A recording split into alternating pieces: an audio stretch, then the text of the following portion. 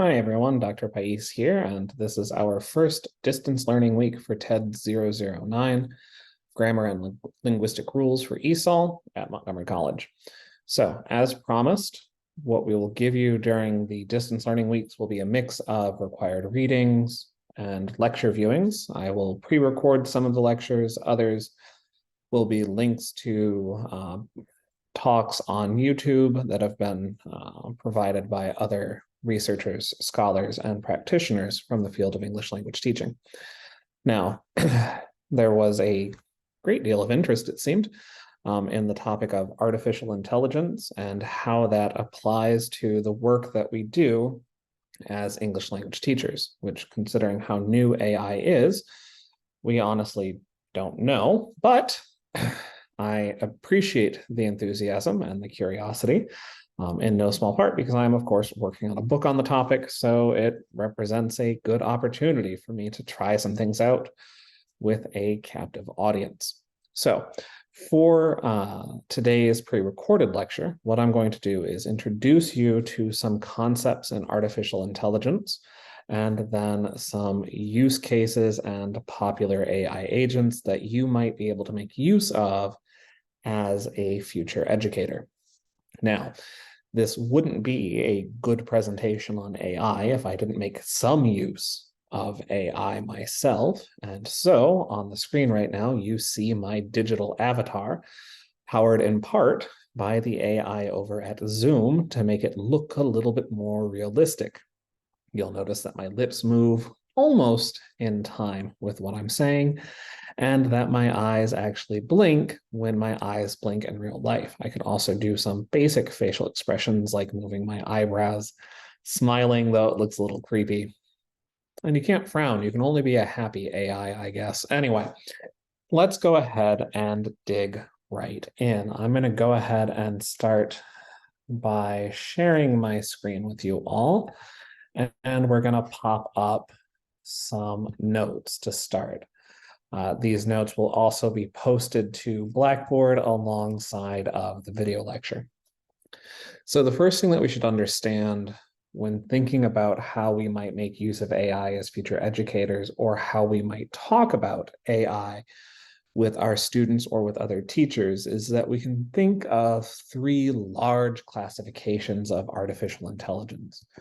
Those are generative AI, assistive AI, and constructive AI. So anywhere that you see AI, that just means artificial intelligence. And what artificial intelligence is an application or a suite of programs that work together to emulate human creative ability, right? They work off of technologies like natural language processing, which takes human language, converts it into a set of numbers, performs statistical analyses on those using things like generative pre-trained transformers, that's the GPT and ChatGPT, or BERT, which is another transformer-based model, or what are called recurrent neural networks. Those have fallen largely out of favor since the rise of the pre-trained transformer a few short years ago, right? So there's nothing really magical happening here. It's really just rather complicated mathematics and a great deal of training that artificial intelligence, teaching that artificial intelligence what to do with a very large pool of data. Now, for the time being, we'll ignore the ethical implications of where that training data came from, or the potential biases that it introduces. But the important thing to remember is that artificial intelligence isn't right now able to do anything that it isn't trained to do. This is why when we talk about popular AI agents, there isn't one that does everything. Instead, there are different AI agents or different AI tools for different purposes, whether that be generating text or editing a document or creating a video, right?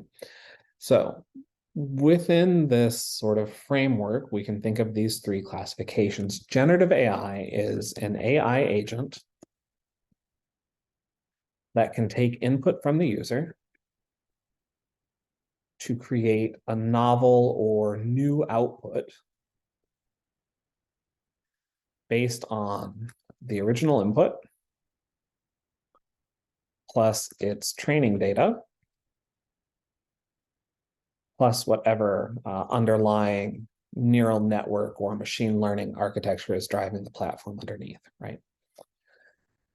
Examples of this are things like ChatGPT, which everybody is super excited about, Google Bard, which is similar to ChatGPT, but uses a different set of training data and a different underlying model, a different underlying engine that makes it work, right? So it's capable of doing slightly different things than ChatGPT is,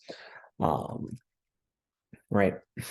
Most of these today work off of what's called a large language model, and in some publications, some popular press publications, large language model has been used to kind of stand in for the term generative AI.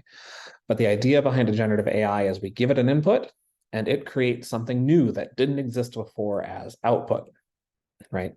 Really what it's doing is it's transforming your input into a vector of numbers, performing a series of statistical analyses on that, running it through an advanced neural network to try to understand the relationship between the words in that input, and then produce new output that is pertinent to or related to the input that was put in the first place, right? This is different from assistive AI, which is largely outside of the scope of what we'll use as educators, because assistive AI are AI agents that are designed to help with disabilities, right? So you may know a person, for example, with not cochlear implants, but who is, for example, nonverbal, right? So they're on the autism spectrum, they're nonverbal, they may have a special iPad or tablet that they can use to communicate with the outside world, elements of that require the use of assistive AI, right? Also some excuse me, some speech to text capabilities as well run off of assistive AI, right? Things like screen readers, for example, for the blind, that take visual input and translate it into audio text so that a blind person or a person with vision-based disability can do things like browse the web, right? The final class, and this one's also very relevant for our work as educators, are what we're going to, for right now, call constructive AI. So constructive AI is an AI agent that takes input from the user and transforms that input into a more refined version of the original, right? So if you've done something like used the modern grammar and spelling check that's built into Google Docs or Microsoft Office, you have used a form of constructive AI.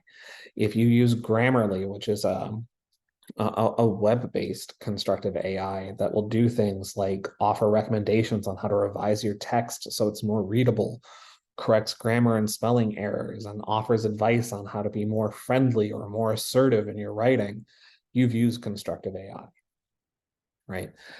If you've taken a photo on your smartphone and then clicked the enhance button so that the colors are prettier and your skin tone is smoother, you have used constructive AI. So the big difference between generative artificial intelligence and constructive artificial intelligence is that generative artificial intelligence creates something new, something that didn't exist before. Meanwhile, constructive AI takes something that already exists and improves it, right? Constructive AI also requires far more input and interaction from the user to do that process of transformation than generative AI. Generative AI, once it receives a prompt, will create something new. It will produce output.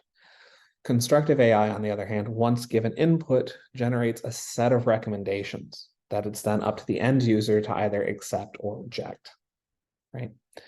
Now, I'm going to show you some examples of different ones here in just a minute, but we're going to keep it relatively short today. There are, however, a number of ways that educators can make use of AI agents, and I'll give you examples here when I introduce you to some of the different tools. One way that you can make use of AI is to help with lesson planning. If you've ever had to generate a lesson plan before, even if you're given a form from your school that you just fill in, they have a standard lesson plan template. Oftentimes you're there for no small amount of time thinking, what the heck am I going to do? You know the topic and the content that you want to cover, but not necessarily what you want to do minute by minute. Generative AI can be very helpful here because we can give it a prompt like, I am an ESL teacher in a second grade class, and this week we are covering gerunds, or the ing form of verbs. I need a 25-minute lesson plan for however old second graders are. I forget, I don't have any kids, right? And the AI can spit out a bullet point lesson plan that you can then use as a starting point for your own planning and personalizing to the needs of your students, right? Likewise, you can use artificial intelligence to do things like help with creating samples of usually text. For most current generation of generative AI, it's mostly text-based, right? But you can use it to help create sample text that you and your students then analyze. So perhaps you're teaching a writing class and you're trying to talk to your students about how to create descriptive text. Instead of writing that descriptive text yourself, which you most certainly could do, you can provide the AI with a prompt so that it creates the example of descriptive writing for you. And then this allows you as the educator to focus more of your time on that teacher-student interaction and more of your time planning on how you're actually going to use that sample instead of creating that sample, right? We can also use AI for things like revising our assignment prompts, right? Oftentimes we write an assignment prompt and we're happy enough with it because we know what we expect from our students.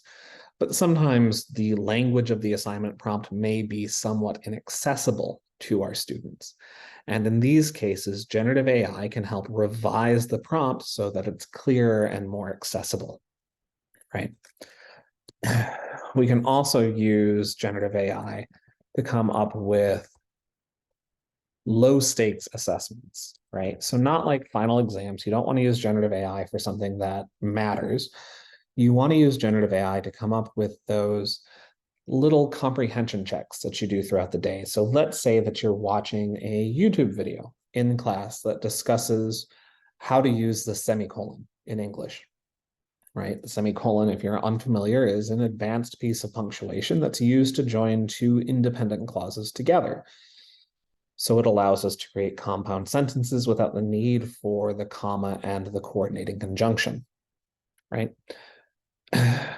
We could use a generative AI like Twee, for example, feed it the YouTube video, it will watch the YouTube video and generate a set of quiz questions that we can then use in class to gauge how well students understood the content of the video, right? Or maybe you're in a speaking and listening class and you want to have a discussion with your students, but you've watched the video, you know what it means, you know your thoughts, but you're having trouble thinking of discussion questions that you and your students can use to have a longer discussion about the piece so that they get some speaking practice.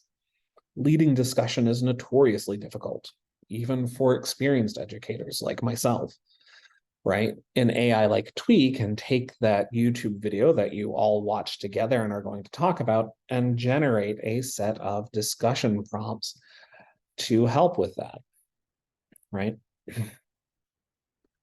And additionally, you can use AI to streamline the feedback process. We know that our students greatly appreciate the feedback that they get from us as educators. We know that it helps them learn and acquire language. However, feedback takes time. And so this means that by the time our students receive the feedback from us, it's often so far divorced from the actual event that triggered the feedback that it's not that helpful. So one of the things that we can do is we can use AI to help us give feedback faster and then go in and use that initial feedback that was generated by the AI agent to then lead more productive discussions in things like office hours or in-class workshops, right? So these are some of the common use cases.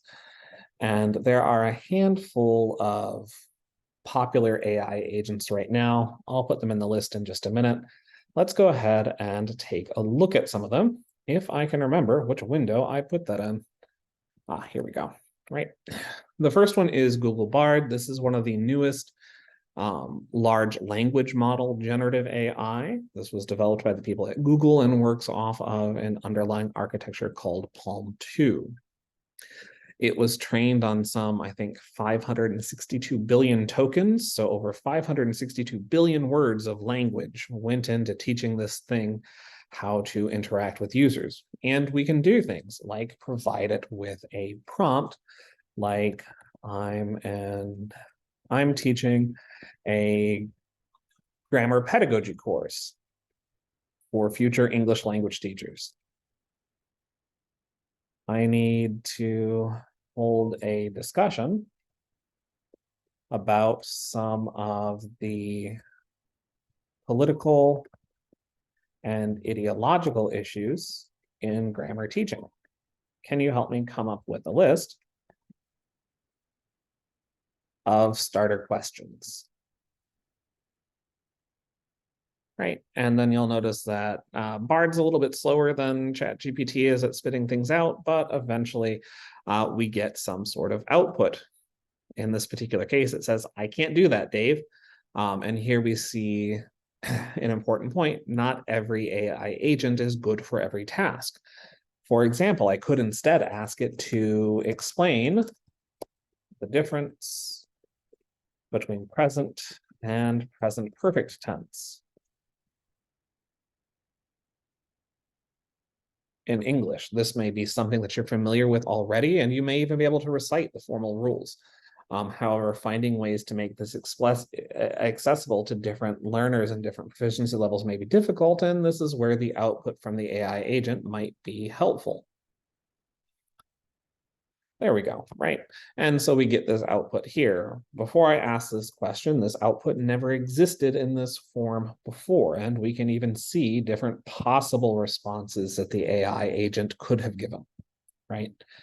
Now, the one nice thing about Google Bard is because it was created by Google, you can actually click this Google It button, and it will give you different search templates that you can use to try to find resources on Google that you can then link to and provide to your students, right? So Google Bard is one, and this is one that is freely available to everyone. I will say, however, having used both the Palm 2 model and the GPT-3 and GPT-4 models, that I find Google Bard isn't as capable as ChatGPT is, right? ChatGPT was created by OpenAI, and there are two versions. The basic version, ChatGPT 3.5, uses a slightly less powerful underlying model, so it's not as creative, thorough, or accurate.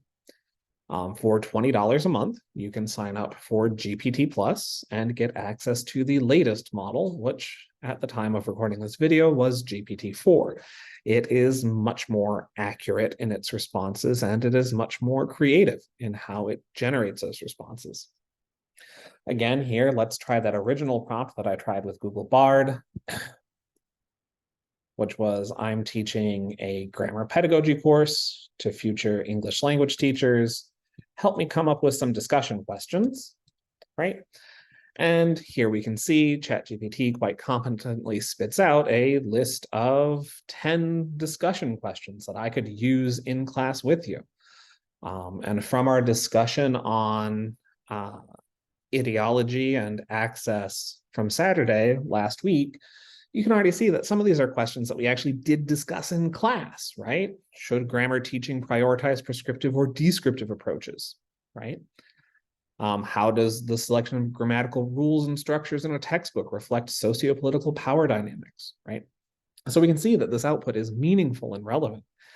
And yes, as an educator and a person who is highly trained and experienced in the field of English language teaching, this is the kind of list I would generate on my own. But now, instead of spending 2 hours coming up with discussion questions, I have these. I can go in, I can revise them in a fraction of the time, And that frees me up to have additional time for things like office hours appointments to help my students, for providing feedback on assignments, or for being a human being and spending time with my family, right? We can also do things like this. I'm working with, well, let's say high school ESL students, and I need to explain how semicolons, a piece of punctuation, can be used to create compound sentences. My learners are intermediate level English language users, and we only have 20 minutes. Can you give me some ideas? And you'll notice in both of these prompts, what I'm engaging in is something called prompt engineering. In both of these prompts, what I've done is I've given the AI agent context first. So I don't just ask it for something, I give it some idea of why I'm asking that question in the first place. This allows it to generate a more meaningful response. The more context you give it, the better the output's going to be. So let's see what it comes up with. Right, okay, so here is a simplified explanation of semicolons, right? And it gives me a breakdown of how I can use my 20 minutes. It says that I should have 5 minutes for introduction, and I should start by reviewing what a sentence is, right? And it gives me a little definition there that should be easily accessible for most intermediate level learners, right? Then we should spend 5 minutes talking about what semicolons are and how we use them, right? Emphasizing that the two sentences must be closely related in meaning and should work together. This is exactly the use case for a semicolon, so this is very good. It gives me one example, but one of the things that we know when working with learners, a single example is rarely good enough, so I'll have to come up with some extra ones so that we can look at this a little bit more closely. It gives me some examples of what I can do for practice with my students and gives me 8 minutes, right? And then it encourages me to review what we just covered, which is a very important step that many educators sometimes forget. It also finishes by giving me some advice on how to teach this more effectively.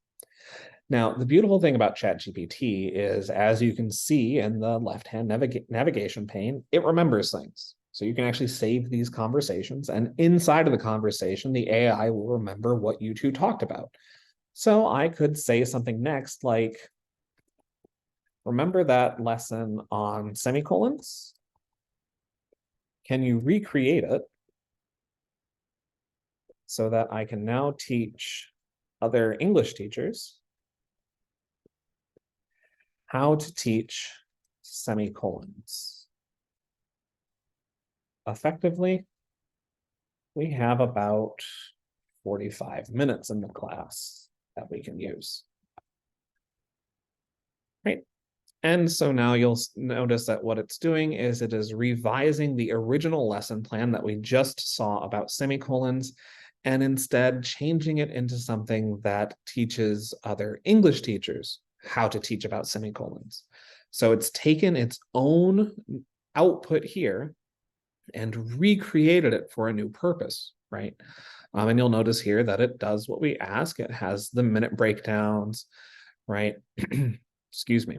You'll notice that the language that it's using here to talk about the different points is slightly more complex already, right? The other beautiful thing about ChatGPT is if you're teaching something like a conversation class or a writing class and you need to talk about idioms, right, which are an important part of any language, you can ask ChatGPT to help by saying something like, I need a list of 15 idioms about the importance of studying, right? And it will spit out our list of 15 idioms on studying. And yeah, those all look pretty good. Study hard, reap the rewards. I've never heard of that one before. So we can tell it something like number 4 in your list, study hard, reap the rewards, is garbage. No one says that. Give me another list, but replace number 4. Right? And here we'll see that it revises itself, and it looks like all of the points are the same except for number 4. It's replaced with hard work pays off, which sure, Why not? Okay. So all of these so far are generative AI, and there are two more that I'm going to show you just very quickly.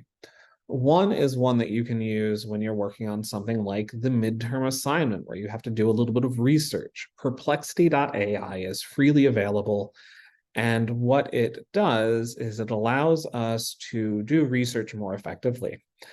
So we can go down here where it says all, and there's this little globe, and we can tell it to find academic sources only, right? This will connect to a database called Semantic Scholar, which is a repository of academic text. It's not as big as Google Scholar, but this can be helpful in giving us a starting point.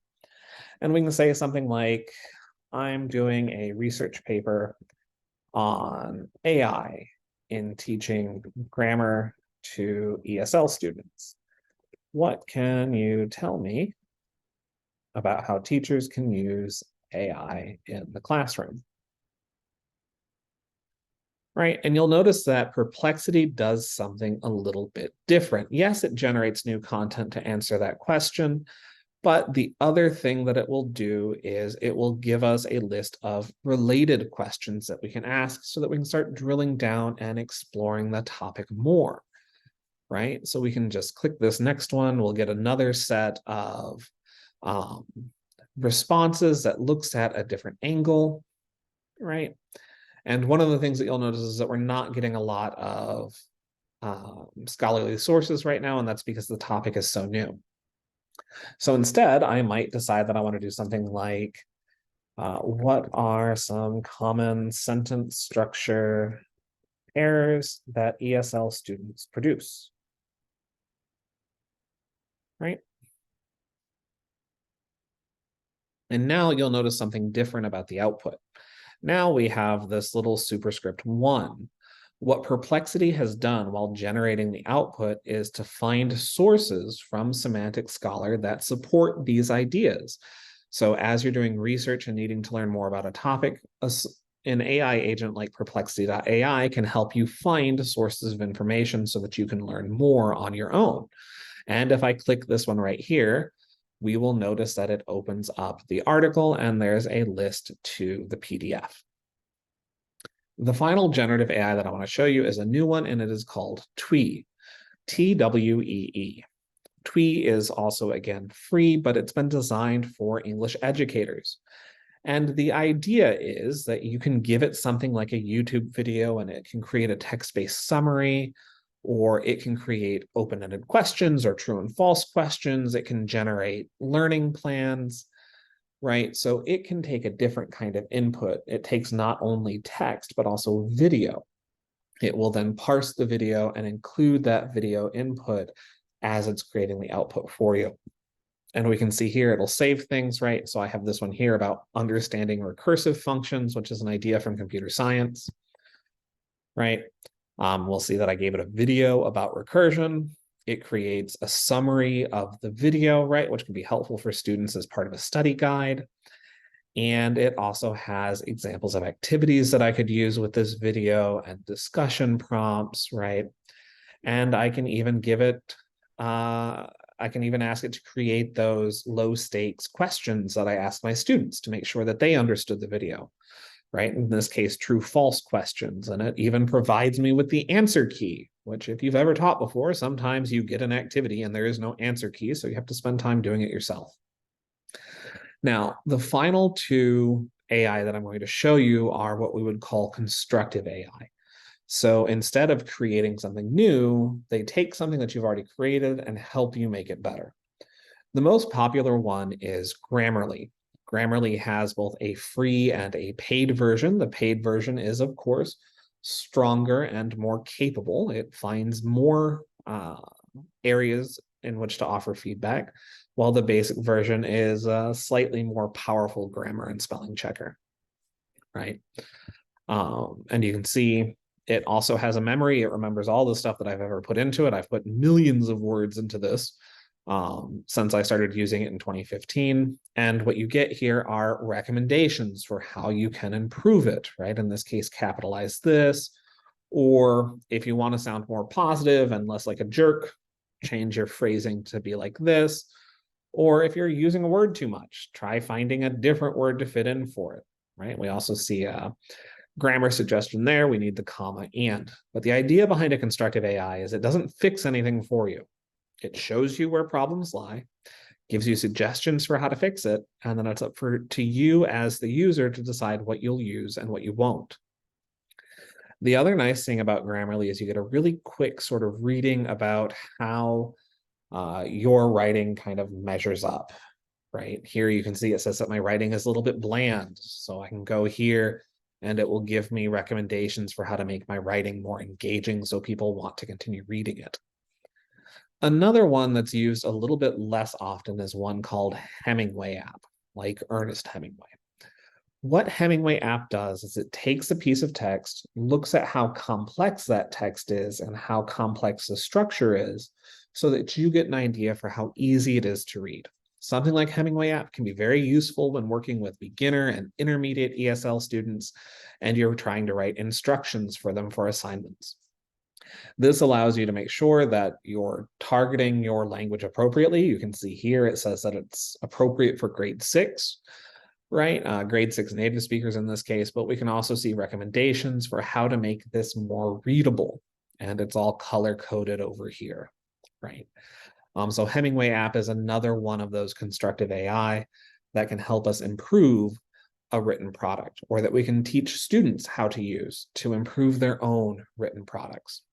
Now, one of the most important things that I want you to remember is that AI should never replace human expertise. The AI does not replace you, the teacher. Instead, what it does is it supplements the hard-earned experience and knowledge you already possess to allow you to become a more effective educator. AI agents exist to support you in your goals to create an educational environment that is conducive to student learning and success. The AI agent does not replace you, nor should it ever. But what this does mean is if we're going to view AI as a tool to help us do our jobs better, we must ourselves learn how to use these tools effectively. My goal here was to give you some language to talk about the different types of AI and to introduce you very briefly to a few AI agents. Now, as we move through the course of the rest of the semester, if this is a topic you're interested in, given the newness of the technology, I am more than happy to dedicate some time looking at different elements of how we use AI effectively as English language teachers. Just let me know either in email or in class where you'd like to see future videos focus our attention on AI and using AI agents, and I'd be happy to do that. Until then, I'll see you all at our next in-person class meeting. Bye-bye.